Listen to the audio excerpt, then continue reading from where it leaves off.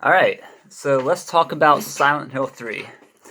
I'm excited to talk about a game that doesn't involve a dead wife for a change. First game, second game, both you were playing a widow whose wife died from a disease, so at least this game doesn't have a dead wife.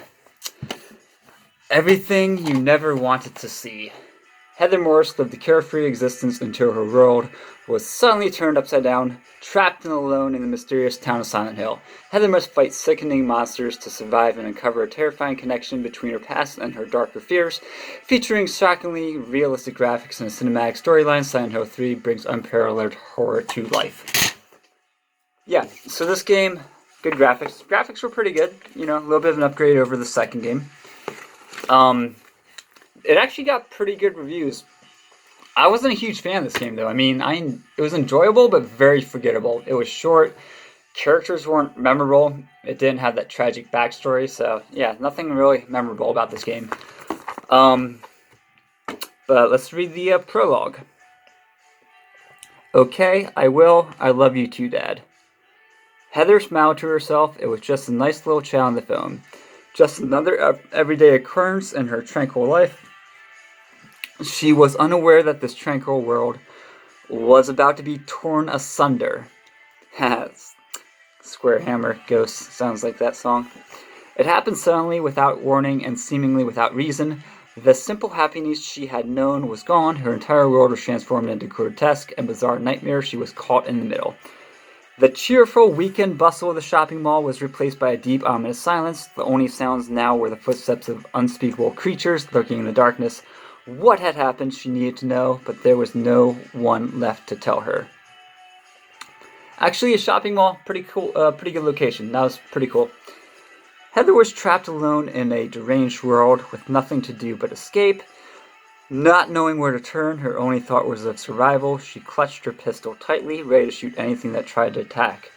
How'd she get a pistol? Anyways, they've come to witness the beginning, the rebirth of paradise, despoiled by mankind. Huh. Good for them. Characters.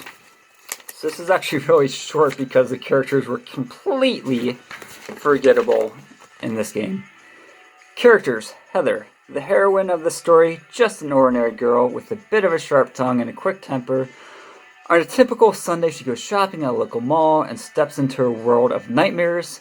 Terrified of the bizarre situation she finds herself in, she nonetheless has the courage to fight back and survive. Claudia, a mysterious woman who Heather meets in the distorted shopping mall.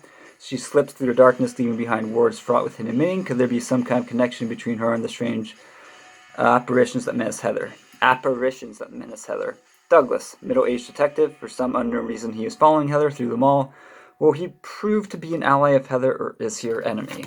Spoiler alert, I think he's her ally.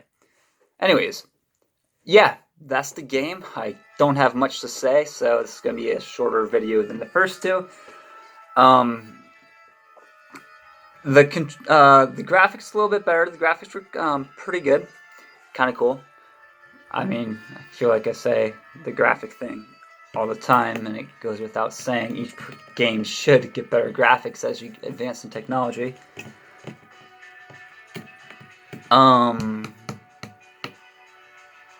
was gonna say, shopping mall and the amusement park are the two main locations that you spend most of your time in. The shopping mall is pretty cool. Well done. The amusement park is pretty cool, actually. I do like the amusement park, and I think that might come towards the end of the game. Yeah, it's just cool going in an abandoned amusement park, fighting monsters and all that. So the game did have some pluses. It's an enjoyable game.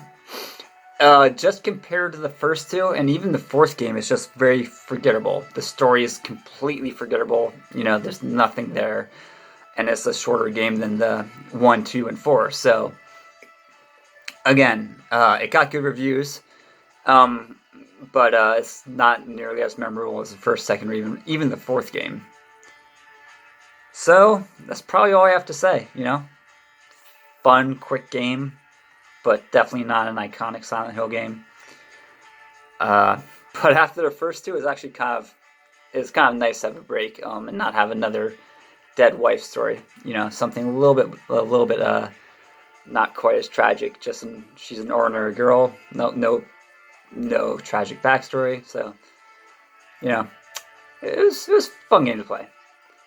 All right, tomorrow I'll get to Silent Hill 4: The Room, which I think is the most underrated game of the series. I really enjoyed that game, and I wasn't expecting to. So we'll get to that tomorrow.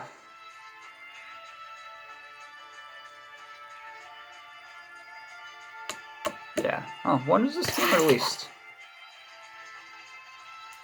2003? Wow, so this came out very soon after Silent Hill 2.